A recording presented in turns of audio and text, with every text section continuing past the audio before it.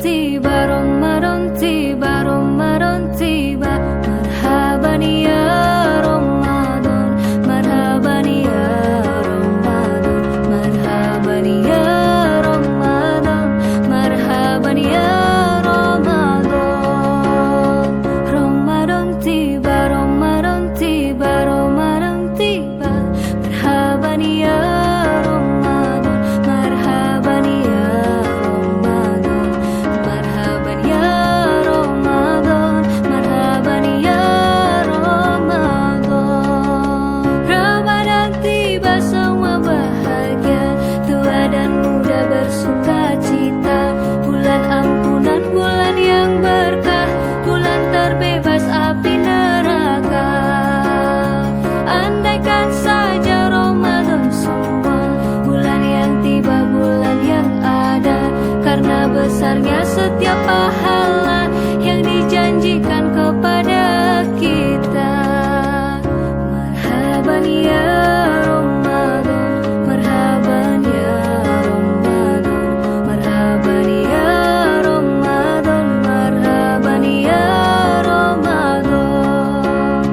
Dalam bersahur ada pahala, dalam berbuka alangkah indah. Menahan diri, menahan lidah, menjaga hati, menjaga mata. Banyakkan amal hari-harinya, pahala datang berlipat ganda. Berlomba-lomba untuk ibadah, dunia bahagia, surga nantinya. Ramadan tiba, Ramadan tiba, Ramadan tiba.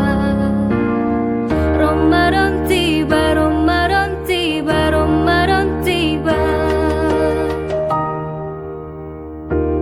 Dan semoga setiap jiwa diberikan ampunannya, dan semoga hapus semua kesalahan setiap jiwa. Ramadan tiba, Ramadan tiba. Assalamualaikum warahmatullahi wabarakatuh. Sebagaimana yang sudah kita ketahui, insyaallah kalau tidak salah mungkin sekitar 13 hari lagi, lebih kurang kita berpuasa di bulan Ramadan tahun 1440 berapa? 42 ya? Hijriah. Kalau Masehinya 2021. Jadi kembali kita kepada ayat yang baca Pak Yusuf tadi. Ya ayyuhallazina amanu kutiba alaikumusiyam kama kutiba alal ladzina min qablikum la'allakum tattaqun. Hai orang beriman, telah datang kepada kamu suatu kewajiban, suatu ketetapan untuk kamu menahan. Jadi as-saum itu artinya menahan. Sebagaimana orang-orang terdahulu melakukan itu. Nah, jika kamu sukses, kata Allah, mudah-mudahan kamu jadi orang yang bertakwa. Nah, itu. Jadi kembali di sini si mukmin dipanggil. Si mukmin dipanggil, si ruh dipanggil. Supaya beliau si ruh ini melakukan as-saum, penahanan, pemenjaraan dan pembelengguan. Pertanyaannya, apa yang ditahan, apa yang dipenjarakan, apa yang dibelenggukan? Ternyata Nabi yang menjawab, kata beliau, Iza ja'a Ramadan wa futihat abwabul jannah wa ghuliqati abwabun naro wa sufidati sayati. Jika datang bulan Ramadan, dibukakan pintu surga, ditutup pintu neraka, dan dibelenggu syaitan. Jadi selama ini kita mengartikan itu yang buka pintu surga Allah kan, menutup pintu neraka, Allah melenggu setan, Allah juga. Sehingga tanpa kita pikirkan, seketika Ramadan itu ada, kejahatan malah menjadi jadi. Jadi timbul pertanyaan ya, kalau yang itu cak mana? Wah, itu mungkin setannya yang lepas ikut 2 ekor Pak Ustadz. Nah, mungkin begitu. Makanya tidak logis juga kerja itu. Alhamdulillah kita di pelajaran ini dibukakan oleh orang tua kita bahwa jika datang bulan Ramadan itu maka dibukakan pintu syurga. Syurga kan bahasa kita. Kalau bahasa kitab Quran itu Jannatun Naim. Jannah itu kebun, Naim itu kenikmatan. Jadi itulah hati. Dibukakan sesuatu yang menyenangkan rasa kita. Senang rasa kita itu. Bahagia gitu. Nah itu terasa betul. Kalau Ramadan itu nak datang, mulai kita bahagia. Padahal dalam Ramadan itu kita kelaparan itu. Kehausan, kecapean, lemas, macam-macam. Tapi kita bahagia. Nah itulah Jannatun Naim, atau pula itulah sorga. Itulah kebahagiaan jiwa, hati yang ada di kita. Nah seketika itu terjadi, otomatis tertutup pintu neraka. Di neraka itu bahasa kitab Qurannya Pak Yanto An-Naru. An-Naru itu api. Api itu panas. Jadi kalau kita bahagia kan tidak mungkin kita emosian. Nah, mana ada orang gembira tapi emosi? Tidak ada. Nah, jadi dengan ada kegembiraan, kebahagiaan kita di bulan Ramadan tadi, maka ini tadi pintu neraka tertutup. Yang kira-kira yang memaneh-manehkan hati, mening-meningkan pala itu tertutup. Bagaimana tertutup? Karena kita mengusahakan supaya tidak terjadi gitu. Karena begitu indahnya Ramadan, begitu bahagianya kita di dalamnya, yang disebut dengan Jannatun Naim tadi, itu menjaga. Nah, bagaimana kita menjaga? Ada perintah, jangan mengupar, jangan berbohong, jangan begini begitu, jangan beribut, jangan bertengkar, malah jangan marah, gitu. Ini dilarang gitu. Nah, jadi larangan-larangan seperti itu secara tidak langsung menginformasikan kepada kita neraka itu tutup, neraka itu tutup. Nah, itu. Yang panen-panen itu jadi kejongan. Nah, itu kira-kira itu.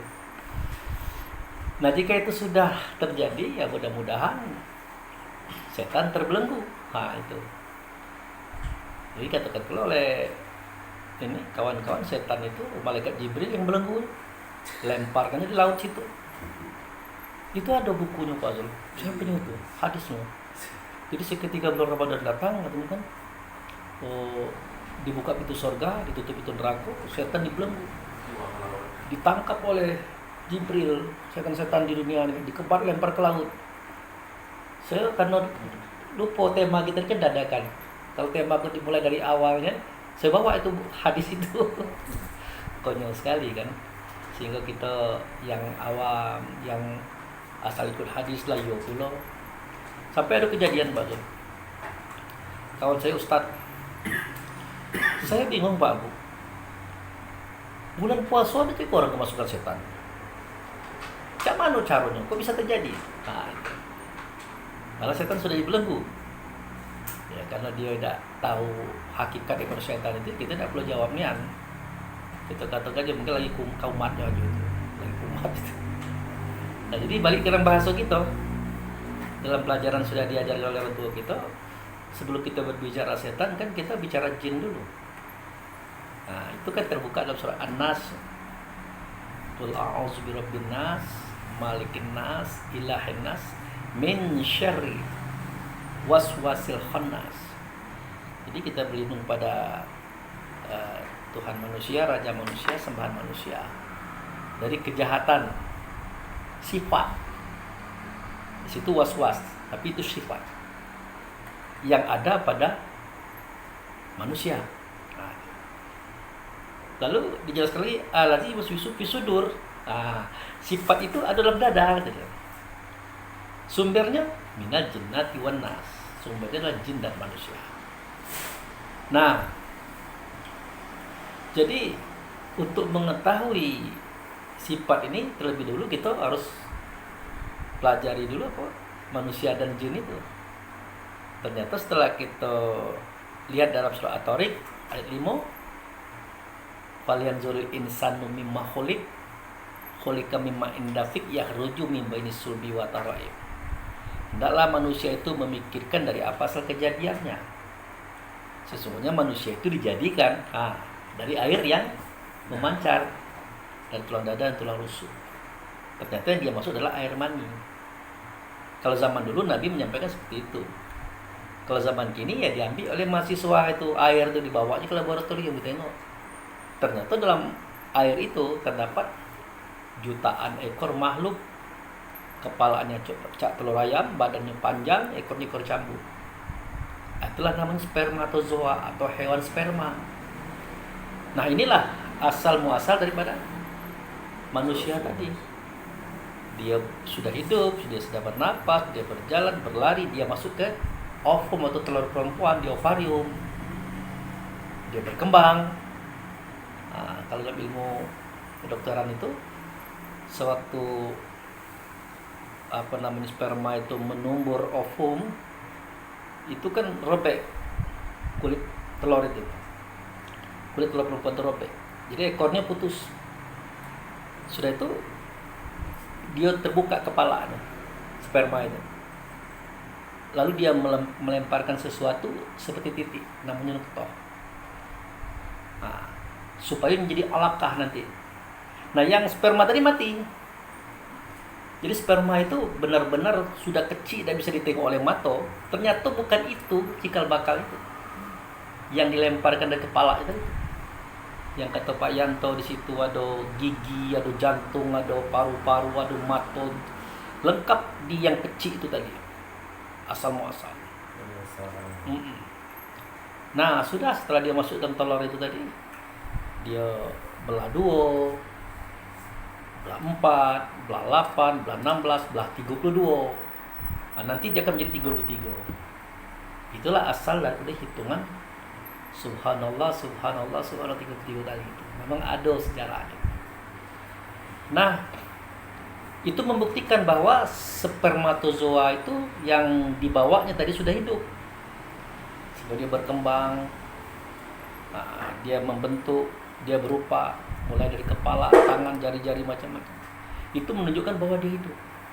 Yang jadi pertanyaan adalah, siapakah yang hidup di dalam batang tubuh yang mungil tadi, sedangkan roh belum masuk? Kan itu.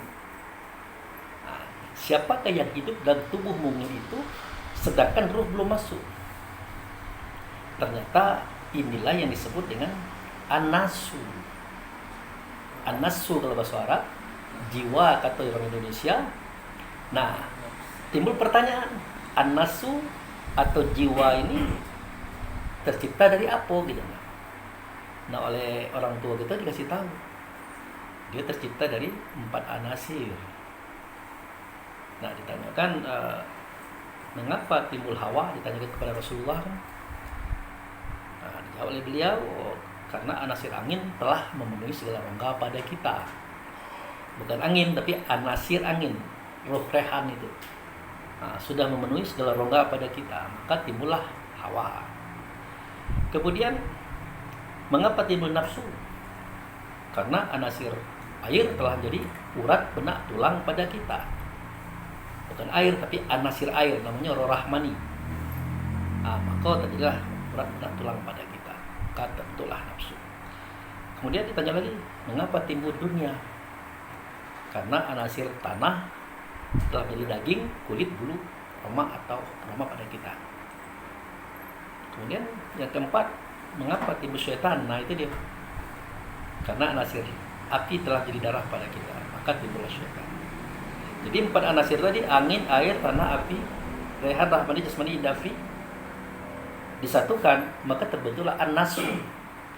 Terbentuklah manusia. Maka dalam pemahaman yang saya tangkap, itulah yang disimpan di jantung. Maka kalau bertanya MANUSA, manusia, baru namanya. Kalau yang nampak ke tubuh atau jasadnya. Di manakah manusia? Manusia tersembunyi di balik tubuh dan di balik namanya, disimpan di dalam jantung. Itulah yang berbunyi duk duk. Nah, manusia ini ada sifat. Nah, itu tadi anasir angin sifatnya pantang kelintasan. Tak pacak nengok orang kaya dikit, tak pacak nengok orang pintar dikit, tak pacak nengok orang lebih dikit, mulai kacau hatinya. Timbul iri dengkinya, timbul macam-macam, begalau dia. Itu pantang kelintasan. Kemudian yang kedua adalah anasir air itu, jadi disebut dengan nafsu tadi. Sifatnya pantang kerendahan. Nak besar tu lanyo tu lah segala-galanya. Kamu belum sayo. Kamu belum gaik sayo. Ni sayo kan. Cubalah kalau sedikit aja ditegur marah dia. Cik hati. Merasa direndahkan pula. Itu. Jadi sifat pantang kerendahan. Kemudian mengapa timbul dunia tadi? Anasir tanah telah menjadi daging, kulit, bulu atau aroma pada kita. Sifatnya apa anasir tanah tadi? Rakus, pantang kekurangan. Bukan kurang, memangnya sudah cukup lah banyak, tapi masih juga tidak apa-apa juga, asalkan memang punya dia itu punya orang. Itu persoalan dia. Itu. Kemudian itu tadi anasir api. Kenapa timbul syaitan? Karena anasir api telah menjadi syaitan kepada kita. Anasir api itu namanya roh idafi. Sifatnya pantang tersinggung dan tak kalah. Jadi rehan, angin, air, tanah, api, rehan, rahmani, jasmani, idafi, pantang kelintasan, pantang kerendahan, pantang orang, pantang kalah, maka digabung semua itu tumbuhlah sifat yang 10. Itu ajib, riya, takabur, iri, dengki, hasud, fitnah, tamak, loba, dan sombong. 10 tambah 4, 14. Kita tambah lagi 3, benci, dendam, menghancurkan. Itulah sifat manusia itu. Ada manusia, ada sifat. Nah, sifat itu ada, nyata, terasa, tapi tersembunyi. Dalam bahasa Arab tersembunyi itu namanya jin. Kalau dia menyertai kita namanya jin qorib. Maka manusia dan jin ada dalam dada kita. Dan seketika dia iri dengki, itu namanya jin sedang mengamuk. Nah, dalam situasi kita menahan itu, ditahan itu. Jangan sampai dia menjelma menjadi iblis. Biarlah hanya jadi jin baik. Karena memang jin itu ada di kita. Jangan sampai menjelma jadi iblis. Misalnya kan, tengok Pak Yusuf ni rumah lah bagus, lah besar, mobil ganti-ganti. Timbul irinya Pak Abu. Pak Yusuf kocak padek ni kan, ganti-ganti terus mobil. Timbul iri. Ujungnya dari mana dapat duit? Ujungnya kalau beli tuyul kawan tuh, macam-macam. Nah, selama itu masih bergalau di hati, statusnya jin. Nah, kalau dia sudah mulai menjelma dalam suara dan kata, tidak tersembunyi lagi, tidak jin lagi, sudah berubah menjadi iblis yang membisik-bisik. Nah, kenapa dikatakan membisik-bisik? Karena kita ngupei Pak Yusuf. Pak Yusuf ini tidak dengar. Kenapa kita ngomongnya di belakang dia? Nanti makanya bisik-bisik. Kalau kita mau langsung ke di hadapan beliau, bukan bisik, namanya terang-terangan. Itu. Itu sudah berubah menjadi iblis. Nah, kalau Pak Abu tadi berkeinginan menghancurkan Pak Yusuf dengan segenap kekayaannya, dan itu saya praktekkan langsung, itulah setan tadi. Nah, untuk inilah Allah dan Rasul memerintahkan kepada mukmin supaya dia membelenggu setan. Sebelum jadi setan, iblis dulu. Sebelum jadi iblis, jin dulu. Ternyata itulah menahan. Nah, benarlah kata Pak Zul, kita puasa kok bukan Ramadan aja, tiap detik, tiap waktu, berbulan-bulan, berhari-hari. Lalu persoalannya apa? Dengan makan dan minum. Itu. Makan dan minum ini hanya untuk mengingatkan. Jangan sampai kita lupa kalau kita ini lagi menahan. Nah, di kawan terbalik. Makan, tidak minum, tidak bertemu orang rumah siang hari, itulah dikatakannya puasa. Maka muncul berbunyi terus. Kecek keluar terus, sakit hati lancar juga, marah-marah laju juga, nipu laju juga. Maka timbullah hadis Nabi yang mengatakan, alangkah banyaknya orang berpuasa tidak dia dapat kecuali hanya lapar, haus saja. Kenapa? Karena puasa itu sendiri bukan menahan lapar, bukan menahan haus. Puasa adalah menahan, membelenggu jin, iblis, setan yang ada pada diri kita. Maka benarlah kata Allah dalam Al-Quran, surah Yasin, Alam ahad ilaikum ya bani Adam, Ala ta'budu syaitan innahu lakum aduwwun mubin. Bukankah sudah kujelaskan kepadamu hai anak Adam, jangan menyembah setan, jangan mentaati setan, jangan ikuti setan. Artinya jangan diikuti rasa buruk di hati kita. Kalau kita ikuti dan bersuara dan kata, dah habis. Maka jadilah setan itu nyata. Siapa dia? Kita sendiri. Kapan? Seketika sifat buruk itu kita buat. Mungkin itu aja dulu yang saya sampaikan karena di video kan. Mudah-mudahan bermanfaat. Assalamualaikum warahmatullahi wabarakatuh.